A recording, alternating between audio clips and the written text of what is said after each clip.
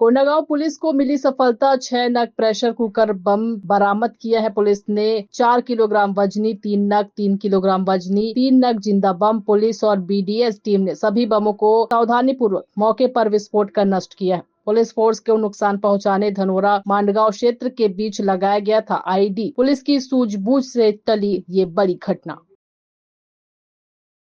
थाना धनोरा क्षेत्र के माड़गांव में गश्त के लिए निकली थी पार्टी और नक्सलियों के द्वारा डंप किए गए 6 प्रेशर कुकर बम आईडीज, जिसमें से 3 4-4 किलो के लगभग और 3 किलो के लगभग, उन्हें मौके पर ही बीडीएस टीम कोंडागांव के द्वारा डिस्पोज किया गया।